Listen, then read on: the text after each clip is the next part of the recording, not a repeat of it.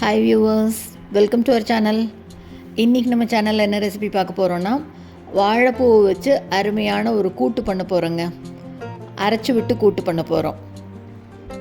எப்போவும் வாழைப்பூவில் பொரியல், உசிலி இதே மாதிரி பண்ணுறதுக்கு பதிலாக இந்த மாதிரி வித்தியாசமாக ஒரு தடவை அரைச்சி விட்டு கூட்டு பண்ணி பாருங்கள். செம்ம டேஸ்ட்டாக இருக்கும். சூப்பரான இந்த ரெசிபி எப்படி பண்ணுறதுன்னு பார்க்குறதுக்கு முன்னால் இப்போ தான் நம்ம சேனலை ஃபஸ்ட் டைம் பார்க்குறீங்கன்னா கண்டிப்பாக சப்ஸ்கிரைப் பண்ணிடுங்க. கூடவே பக்கத்தில் இருக்கிற பெல் ஐக்கானில் ஆளுங்கிறத தட்டி விடுங்க. ஸோ நான் போடுற வீடியோ எல்லாமே உடனுக்குடனே நோட்டிஃபிகேஷனாக வந்துடும். வாங்க இந்த வாழைப்பூ கூட்டு எப்படி பண்ணுறதுன்னு பார்க்கலாம். இதுக்கு ஒரு முழு வாழைப்பூ எடுத்து நல்லா ஃபுல்லாக எல்லாமே ஆஞ்சு உள்ளே இருக்கிற நரம்பெல்லாம் எடுத்துகிட்டு கட் பண்ணி தண்ணியில் மோர் விட்டு போட்டு வச்சுருக்கேன். இது நேற்றே கட் பண்ணிட்டதுனால கொஞ்சம் கலர் லைட்டாக மாறி இருக்குது. இப்போ இதை அடுப்பில் வைக்கலாம். அப்படியே அந்த மோர் இருக்கிற தண்ணியோடவே சேர்த்து கொதிக்க வச்சுக்கலாம். கொஞ்சமாக மட்டும் இப்போ உப்பு சேர்த்துக்கலாம். அப்புறமா இந்த கூட்டுக்கு தேவையான அளவு சேர்த்துக்கலாம். இப்போ இந்த காய் வேகிற அளவு உப்பு, கொஞ்சமாக மஞ்சள் பொடி ரெண்டும் சேர்த்துட்டு நல்லா ஒரு தடவை கலந்து விட்டுடலாம். வாழைப்பூ நல்லா சாஃப்டாக வெந்து வரணும். வாழைப்பூ வேகிறதுக்கு கொஞ்சம் டைம் எடுக்கும். குக்கரில் வைக்கிறதுனாலும் வைக்கலாம், இல்லை இப்படியே கொதிக்க வைக்கிறதுனாலும் வச்சுக்கலாம். இப்போ இது நல்லா அப்படியே கொதிச்சிட்ருக்கட்டும். இப்போ அதுக்குள்ளே நம்ம இந்த பக்கம் இதுக்கு வேண்டியதெல்லாம் வறுத்து அரைச்சிக்கலாம். ஒரு வாணலியில் ஒரே ஒரு ஸ்பூன் எண்ணெய் சேர்த்துக்கலாம். எண்ணெய் நல்லா சூடான உடனே இப்போ இது கூட ஒரு சின்ன துண்டு பெருங்காயம் சேர்த்துக்கலாம். இது கூடவே 1 டேபிள் ஸ்பூன் அளவுக்கு உளுத்தம்பருப்பு, இது கூட 1 டேபிள் ஸ்பூன் அளவுக்கு கடலைப்பருப்பு ரெண்டையும் சேர்த்துட்டு காரத்துக்கு காஞ்ச மிளகாய் 6லேருந்து 7 மிளகாய் சேர்த்துக்கலாம். நீங்கள் காரத்துக்கு தகுந்த மாதிரி பார்த்து சேர்த்துக்கோங்க. இப்போ இது எல்லாத்தையும் நல்லா வறுத்து விடலாம். பருப்பு நல்லா பொன்னிறமாக வர வரைக்கும் வறுத்துக்கலாம். பருப்பு நல்லா பொன்னிறமாக வந்த உடனே அடுப்பை ஆஃப் பண்ணிவிட்டு ஃப்ரெஷ்ஷாக துருவின தேங்காயை சேர்த்துக்கிறேன். வானிலையில் இருக்கிற சூடு அளவுக்கு தேங்காய் வறுபட்டால் போதும்.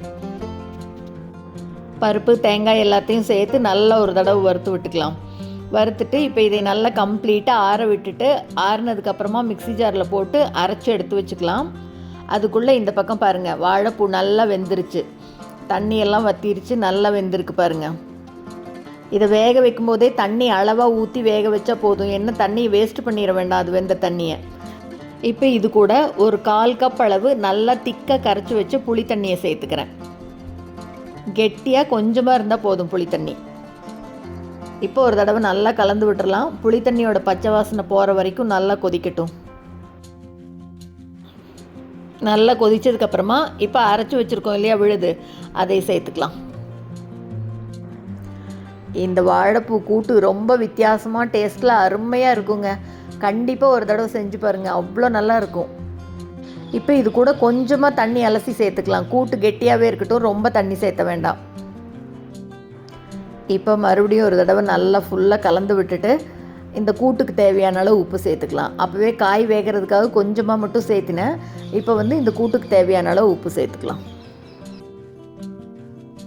இது அரைச்சி விட்ட கூட்டுனால துவரம்பருப்பை கொஞ்சமாக வேக வச்சு சேர்த்துறதுனா சேர்த்துக்கலாம், இல்லை அப்படியே விடுறதுனா விட்டுடலாம். நான் இன்றைக்கி துவரம்பருப்பெல்லாம் சேர்த்தலை, அப்படியே தான் விட்டுருக்கேன்.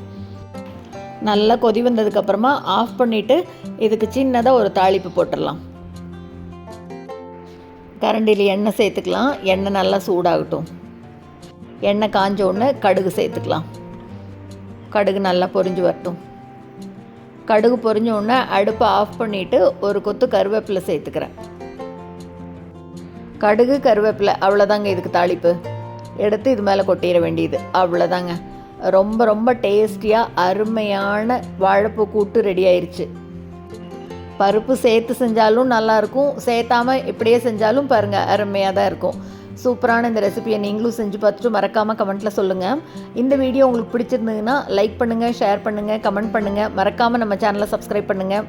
கூடவே பக்கத்தில் இருக்கிற பெல் ஐக்கானில் ஆளுங்கிறத தட்டி விடுங்க. ஸோ நான் போடுற வீடியோ எதுவுமே மிஸ் பண்ணாமல் பார்க்கலாம். தேங்க்ஸ் ஃபார் வாட்சிங்.